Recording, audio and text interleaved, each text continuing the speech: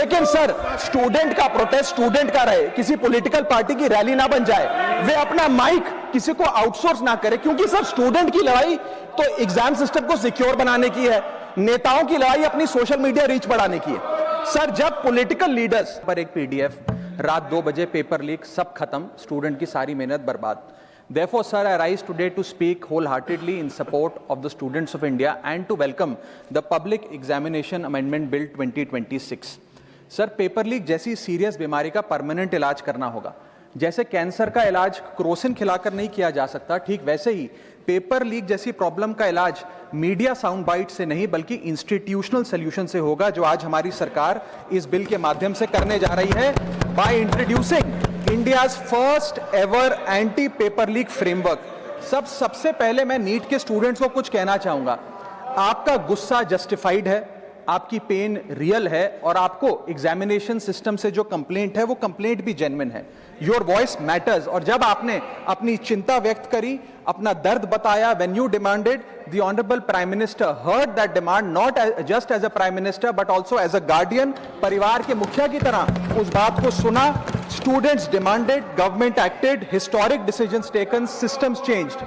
Sir जब एक student NEET जैसे पब्लिक एग्जाम की प्रिपरेशन करता है, तब वो अकेला तैयारी नहीं करता, उसका पूरा परिवार प्रिपरेशन करता है। माँ अपनी छोटी छोटी जरूरतें रोक देती है, घर का बजट कम करती है, पिता फैमिली की सेविंग्स को कोचिंग फीस, रेंट और टेस्ट सीरीज पे खर्च करता है, फैमिलीज को लोन तक लेना पड़ता है, और स्टूडेंट खुद कोटा, जयपुर, चंडीगढ़, दिल्ली, पटना जैसे शहरों में जाकर घर से दूर रहता है, दिन में 18-18 घंटे पढ़ता है, रात 2 बजे तक पढ़ाई करता है और फिर अलार्म लगाकर सुबह 5 बजे क्लासेस के लिए उठ जाता है। परिवार से दूर, कोई सोशल लाइफ नहीं, कोई त्योहार फेस्टिवल नहीं, सोशल मीडिया, फ्रेंड से दूर, और अपनी स्लीप और अपनी हेल्थ से भी कॉम्प्रोमाइज करता है, क्योंकि उसे पता है कि जब वो पेपर लिखेगा तो सिर्फ पेपर नहीं, अपनी फैमिली के लिए एक बेटर फ्यूचर लिखने जा रहा है। और फिर एक दिन एग्जाम की तारीख पर उसे पता लगता है कि 3 साल से वो जिस पेपर की तैयारी कर रहा था, वो पेपर किसी ने पहले ही पैसे देकर हासिल कर लिया, पेपर लीक हो गया। और इस समय सर सिर्फ पेपर लीक नहीं होता, उस स्टूडेंट का मेहनत, उसकी ड्रीम्स, उसकी सेल्फ बिलीफ, उसका ट्रस्ट, उसकी एस्पिरेशंस, ये सब लीक होती हैं और उसकी मेंटल और फिजिकल हेल्थ पे असर पड़ता है। I understand that pain sir, because मैं खुद भारत के, अभी कुछ साल पहले ही भारत के एक पब्लिक एग्जामिनेशन सिस्टम का स्टूडेंट रहा, चार्टर्ड अकाउंटेंसी का। And sir because I have spent enough time in this house critiquing the government, I have earned the right to say my next sentence with full conviction and sincerity कि जब बात students की आई, when it came to our students and the youth of India, the government heard, the government actioned and the government delivered. Students का feedback लिया, students की demands को honour किया और ये डेमोन्स्ट्रेट किया कि सरकार स्टूडेंट्स के साथ खड़ी है। जिस उम्मीद के साथ स्टूडेंट्स ने अपनी मांग प्राइम मिनिस्टर साहब के सामने रखी, उस चिंता को, उस दर्द को समझते हुए तमाम एक्शन लिए गए, तमाम स्टेप्स लिए गए, जैसे कि शॉर्ट टर्म और long term steps. Number 1, paper leak के बाद इमीडिएटली री एग्जाम कराया गया ताकि साल बर्बाद ना हो। जांच सीबीआई को सौंपी, एसआईटी का गठन हुआ, स्पेशल इन्वेस्टिगेशन टीम, जिसने 13 लोग मेन किंगपिन समेत गिरफ्तार किए। मात्र 75 दिन में, आज से 2 दिन पहले जब 75 दिन पूरे हुए जांच के, चार्जशीट भी फास्ट ट्रैक कोर्ट में दर्ज करा दी गई, जांच को महीनों सालों लटकाया नहीं। 47 नेशनल टेस्टिंग एजेंसी के ऑफिसर्स को शंट आउट किया गया, एजुकेशन सेक्रेटरी का तबादला हुआ, यहां तक कि मॉरल ग्राउंड्स पे हमारे ऑनरेबल होम एजुकेशन मिनिस्टर ने इस्तीफा तक दिया, और स्टूडेंट प्रोटेस्टर्स के खिलाफ जो केसेस थे उन्हें विड्रॉ किया गया। बीरीड फैमिलीज जिसके अपने किसी घर के बच्चे को, किसी स्टूडेंट को खो दिया, उसको कॉम्पनसेशन दी जा रही है।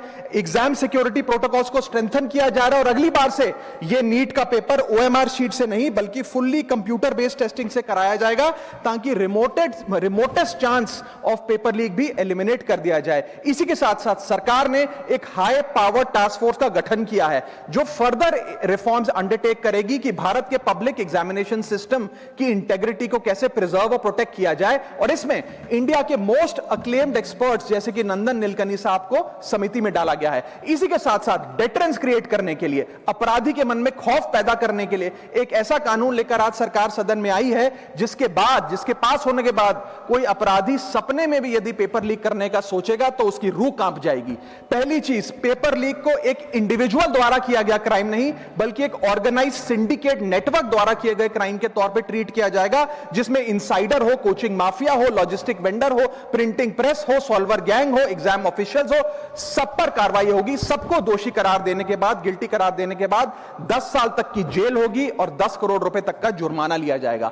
सारे ऑफेंसेस को cognizable, non bailable, non compoundable बनाया गया। एक स्पेशल टास्क फोर्स का गठन किया गया कि अब कभी भी यदि पेपर लीक की संभावना भी उत्पन्न होती है तो यह स्पेशल टास्क फोर्स जांच करेगी और यह इन्वेस्टिगेशन सालों साल नहीं लटकाई जाएगी। 2 महीने के अंदर अंदर से इस इन्वेस्टिगेशन को कंप्लीट करना होगा। और इसी के साथ साथ फास्ट ट्रैक कोर्ट्स का गठन किया, जो यह इंश्योर करेंगे कि इसमें स्पीडी ट्रायल हो, डे टू डे ट्रायल हो, स्पेशल पब्लिक प्रोसिक्यूटर होगा, 3 महीने में पनिशमेंट सुनाई जाएगी। सर मैं बता दूं, हमारे देश में fast track courts heinous crimes के लिए बने हैं, जैसे कि क्राइम्स अगेंस्ट वुमेन, रेप और पॉस्को जैसे अपराध के लिए। आज हमने पेपर लीक को उस हिनियस क्राइम्स की कैटेगरी में ला खड़ा किया है सर। इसी के साथ साथ सर, इंस्टीट्यूशनल और systematic reforms will demonstrate zero tolerance towards paper leak, और इससे भारत की इंडियन पब्लिक एग्जामिनेशन सिस्टम की इंटेग्रिटी को हम प्रिजर्व और प्रोटेक्ट कर पाएंगे। ये सब इसलिए हुआ because sir there is nothing more important than the students and their future.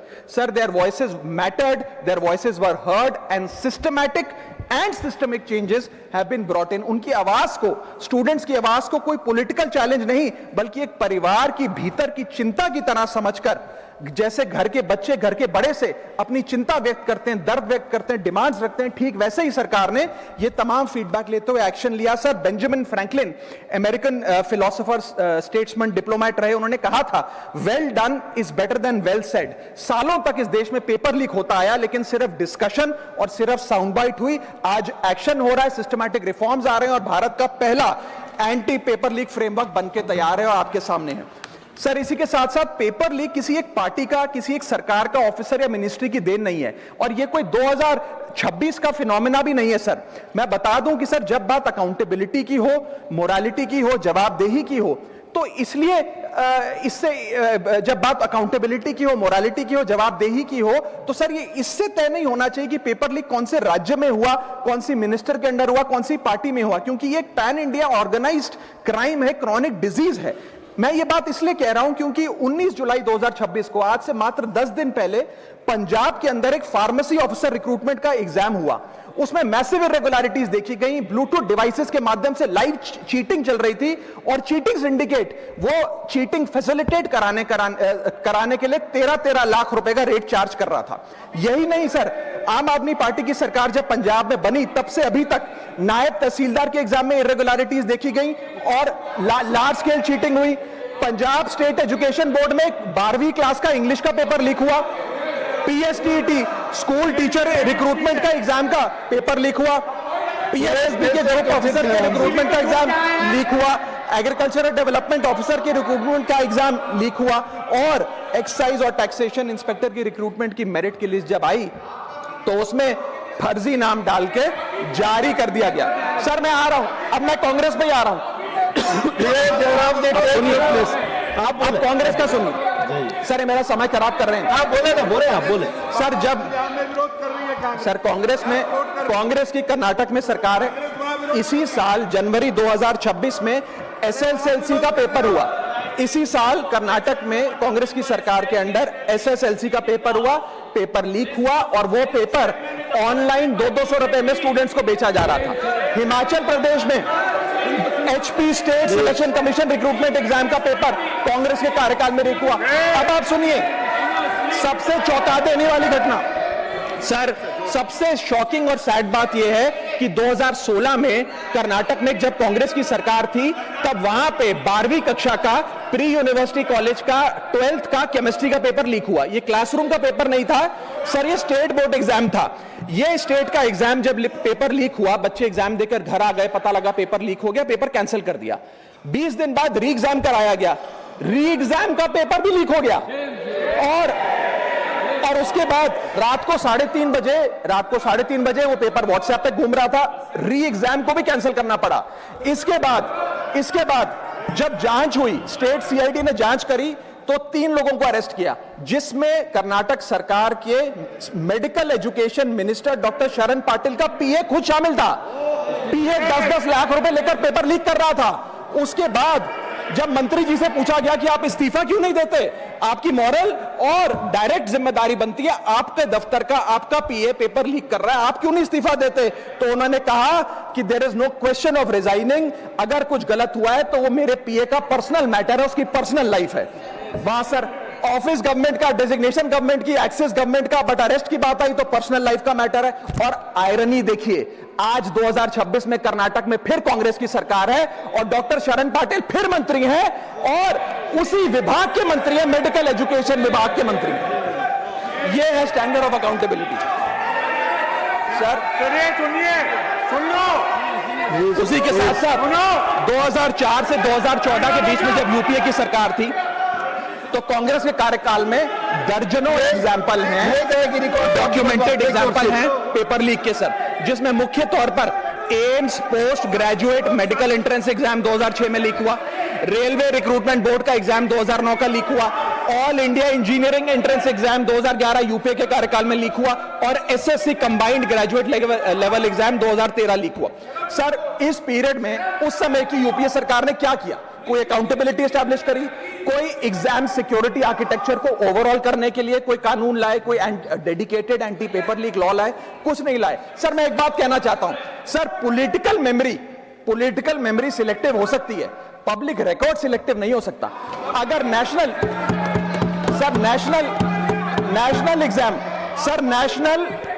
Exam का पेपर लीक अगर नेशनल क्राइसिस है, जो कि है, तो सर ऑपोजिशन रूल्ड स्टेट का पेपर लीक एक लोकल इंसिडेंट कैसे हो सकता है? सर स्टूडेंट में तो फर्क नहीं होता। अगर नीट के स्टूडेंट्स का पेन जेन्युइन है, जो कि जेन्युइन है, तो सर पंजाब के फार्मेसी एग्जाम के स्टूडेंट्स का और कर्नाटक के एसएलसी एग्जाम के स्टूडेंट्स का पेन भी जेन्युइन है। स्टूडेंट का पेन पार्टी देखकर चेंज नहीं होता और ठीक उसी तरह रिफॉर्म और अकाउंटेबिलिटी भी पार्टी देखकर चेंज नहीं हो सकती। अब मैं स्टूडेंट्स के बारे में कुछ कहना चाहता हूं। सर देयर वॉइस मैटर्स, उनकी मांगे जायज हैं। सर स्टूडेंट्स द्वारा प्रोटेस्ट करना, सवाल पूछना, डिमांड रेस करना, कोर्ट जाना, पीसफुल मार्च निकालना, ये सब उनका संवैधानिक अधिकार है और ये करना भी चाहिए। लेकिन सर स्टूडेंट का प्रोटेस्ट स्टूडेंट का रहे, किसी पॉलिटिकल पार्टी की रैली ना बन जाए, वे अपना माइक किसी को आउटसोर्स ना करे, क्योंकि सर स्टूडेंट की लड़ाई तो एग्जाम सिस्टम को सिक्योर बनाने की है, नेताओं की लड़ाई अपनी सोशल मीडिया रीच बढ़ाने की है। सर जब पॉलिटिकल लीडर्स प्रोटेस्ट के टाइम पर बैरिकेड के आगे स्टूडेंट को भेज खुद कैमरे की सेफ साइड पे रहें, तो उनसे पूछिए कि रिस्क मेरा और रील तुम्हारी, ये पार्टनरशिप कैसी? सर स्टूडेंट का मूवमेंट स्टूडेंट के फ्यूचर के लिए है, किसी फ्लॉप पॉलिटिकल पार्टी के कमबैक के लिए नहीं है सर। और जो पॉलिटिकल पार्टी के अपने खुद के फ्यूचर का आता पता नहीं, वो स्टूडेंट के फ्यूचर की क्या लड़ाई लड़ेगी? सर स्टूडेंट्स को जस्टिस चाहिए, पॉलिटिकल पार्टी को फुटेज। स्टूडेंट को एग्जाम सिक्योर करना है, पॉलिटिकल पार्टी को वायरल क्लिप। स्टूडेंट का सवाल फ्यूचर का है, नेता का कैलकुलेशन अगले इलेक्शन का। इसीलिए मैं ऑपोजिशन पार्टीज को कहना चाहता हूं, don't use students emotion for your political promotion. ये लड़ाई बीजेपी वर्सेस कांग्रेस नहीं है, ये लड़ाई मेरिट वर्सेस माफिया की है, मेहनत वर्सेस सेटिंग की है। और सर एक बात और, सर आज हमारे स्टूडेंट्स पर पढ़ाई का बहुत स्ट्रेस है। हमारे समाज ने, हमारी सोसाइटी ने आज बच्चों का, क्योंकि हम बेस्ट चाहते हैं, अपनी बच्चों से पढ़ाई संबंधित एक्सपेक्टेशन को प्रेशर में बदल दिया है। और ये प्रेशर सर स्कूल से ही शुरू हो जाता है। जब बच्चा 10वीं क्लास का बोर्ड का एग्जाम दे रहा होता है तो बोला जाता है ये क्रिटिकल ईयर है, अच्छे मार्क्स लाने हैं, नहीं तो स्ट्रीम नहीं मिलेगी, पूरा करियर बर्बाद हो जाएगा। 12वीं क्लास में जाता है तो प्रेशर और बढ़ता है, बोला जाता है ये लाइफ का टर्निंग पॉइंट है, आगे की जिंदगी कैसे डिसाइड होगी। जेईई, नीट, सीयूईटी, तमाम एंट्रेंस एग्जाम की तैयारी का प्रेशर अलग। और सर जब कॉलेज पहुंचता है तो एक अलग ही लेवल का प्रेशर होता है, उसको बोला जाता है सीजीपीए ठीक रखो वरना प्लेसमेंट नहीं मिलेगी। ये पूरी लाइफ का सवाल है, करियर का सवाल है, हर स्टेज पर प्रेशर का सिलेबस बढ़ता जाता है, बढ़ता जाता है, बढ़ता जाता है। और ओवरऑल सर इंडिया में कंपटीशन बहुत फास्ट स्पीड पे बढ़ रहा है, लेकिन उसी के साथ साथ कंपैरिजन भी बहुत फास्ट स्पीड पे बढ़ रहा है। सबसे पहले जब बच्चा स्कूल जाता है तो अपने स्कूलमेट्स क्लासमेट से कंपैरिजन होता है, कोचिंग सेंटर जाता है तो वहां कोचिंग सेंटर के स्टूडेंट से कंपैरिजन होता है, ऑल इंडिया रैंकर से कंपैरिजन होता है, घर आता है तो पड़ोसी और रिश्तेदारों के बच्चों से कंपैरिजन होता है। ये कंपैरिजन मोटिवेशन नहीं सर, प्रेशर और स्ट्रेस में बदलता जा रहा है। सर जैसे 3 इडियट्स पिक्चर में कहा था ना, काबिल बनो कामयाबी झक मारकर पीछे आएगी, ठीक उसी तरह समाज को, हम सबको, अगर कोई स्टूडेंट चिंतित दिखे, स्ट्रेस में दिखे, उसे कहना चाहिए कि एग्जाम इंपॉर्टेंट है लेकिन तुम एग्जाम से ज्यादा इंपॉर्टेंट हो सर, क्योंकि घर